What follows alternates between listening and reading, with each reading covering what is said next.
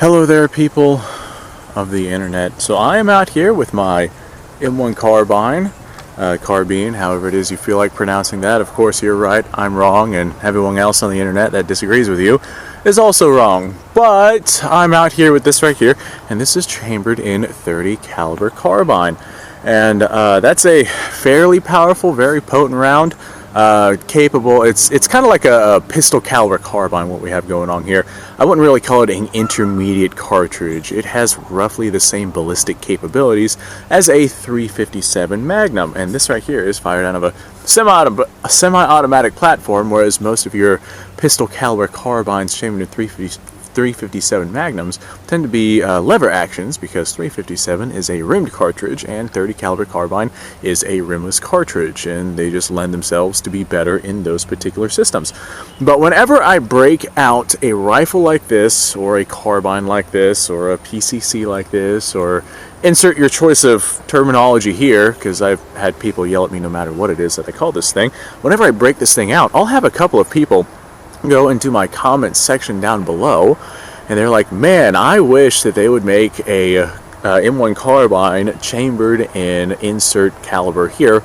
More often than not, it is the 223/556 caliber, simply because that is one of the more available ammunitions on the market nowadays. So I get actually quite a few comments like that. I'll have some people come through and say that they like the ones that are chambered in 9mm just for the cost analysis of being able to get way more 9mm than you can .30 caliber carbine for the amount of money that you spend. Granted, 9mm is significantly less powerful, and the 9mm carbines are significantly less reliable, but that's a topic for another discussion. People are saying that they want this chambered in a more common, more available modern round. Well, boy oh boy, do I have good news for you guys. There are 223/556 M1 carbines out there, and I feel like that a lot of people are going to get very upset whenever I show them this right here. This is a Ruger Mini 14. Oh boy, I can already hear the cringed hate in the comments below. Guess what? This right here is a smaller version of the M14/N1A rifle, which is chambered in .7.62 NATO. This right here has been scaled down, and the manufacturing process has been economized. It's not quite as rigorous or expensive to produce one of these as an M14. Well, the M14 is a scaled up version of the M1 Carbine, with the exception of the gas system being, they made a couple of tweaks for ease of disassembly. So the gas system is basically the same, but the piston system itself inside of the gas system, just a little bit of a redesign. The magazine systems are a little bit different. One is a rock and lock system. The M1 Carbine is a straight push in, straight pull out system. And the safety system is a little bit on the different side. These right here maintain the same kind of safety system that was used on the M1 Grand or Garand, however it is you feel like pronouncing that one as well, which carried over to the M14/M1A, which this right here is a copy of. So technically speaking, this is not a direct copy of an M1 Carbine. This is a copy of a rifle that was a copy of the Carbine. Well, I say copy, I use that term very loosely. It's more of a system to mimic that other system. So a little bit of differences between the two, but my God, those differences are incredibly minimal. So although the Ruger Mini 14 doesn't look identical to an M1 Carbine, that's because it's not. The M1 Carbine is a pistol caliber system, and if you were to ramp this thing up to a 223 caliber system, an intermediate rifle caliber system, then you would have to beef up your rifle a little bit, and that is what we have right here. A slightly larger, slightly more beefed up version of this right here. And as a result, you got yourself your .30 caliber, or your .30 carbine chambered in 223/556. That's literally what this is. So I got some cows running around to my right side, so instead of hitting the steel and risking hitting one of the cows, I'm just going to go ahead and send some lead into the dirt pile, into the car, someplace that will absorb the lead, so the lead doesn't, break apart and I get shrapnel in some beef or something like that. definitely don't want that to happen. I don't have any 30 caliber carbine out here with me because that is expensive. But I do have some 223 5.56. Now, unlike the M1 Carbine, this right here, like I said, is a rock and lock system, kind of reminiscent of that of the AK if you've never handled an M1A as well. And besides that, system works the same. Gas system, basically identical. Like I said, a couple of little tweaks with the actual piston operated system in there. It is a gas tappet system, but it does still have a piston system in there. The piston in the M1 Carbine, in order to disassemble it, you have to replace the actual retaining pin system that holds the piston in place, and you don't have to do that with your M14 or Ruger Mini 14. Yep, that's a bunch of cows, so let's just send a couple of rounds into the dirt here.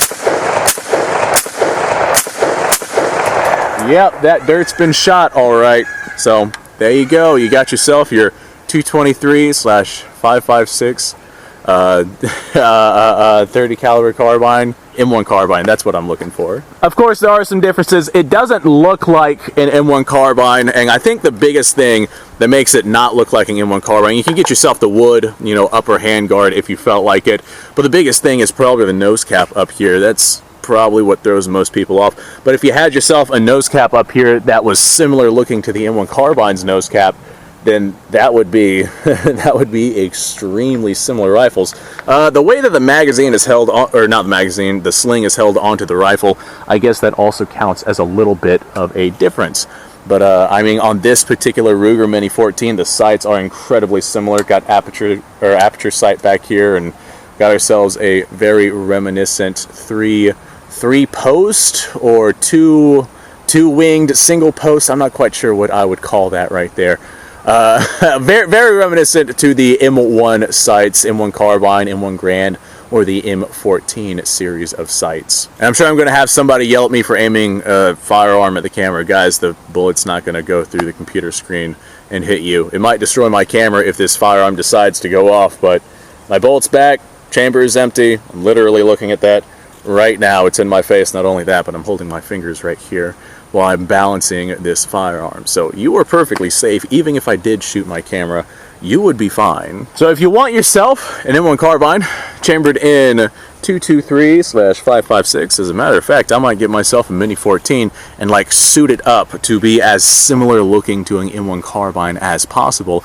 I feel like that would be really cool. But if you want yourself a 223/5.56 M1 Carbine, then a Ruger Mini 14, that is right up your alley. You go ahead and you enjoy that. I know a lot of people are really big fans of the M1 Carbine.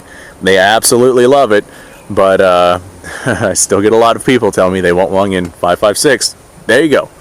Now you can go out and get yourself a Ruger. Oftentimes these Ruger Mini 14s are even less expensive than a lot of the M1 Carbines that you'll get out there on the market. Not only that, but the M1 Carbine, just with how finicky the magazines can be, they can be a little bit unreliable, and the Mini 14 definitely tends to lend itself better to reliability than the M1 Carbine in a general sense. I have had many M1 Carbines malfunction on me. This right here is also one that is very prone to malfunction that I'm trying to work on and get to not malfunction. That's why there's duct tape on the magazine if anyone is going to ask about that. So thanks for watching, folks. I appreciate your time. Like, subscribe, share. Description below has a link to all sorts of stuff.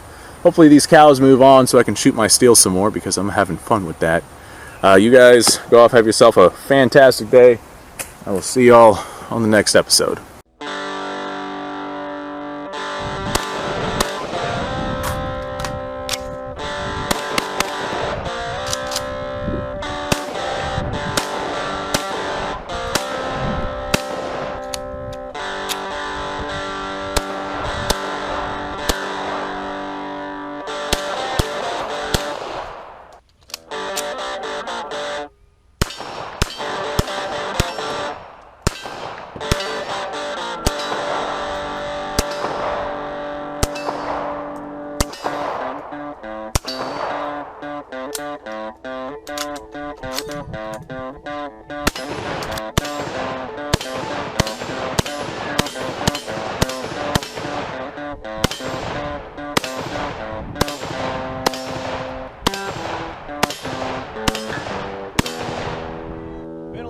while since I've done this.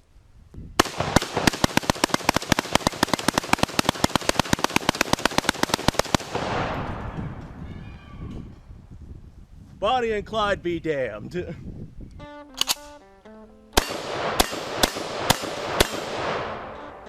poor man's Garen.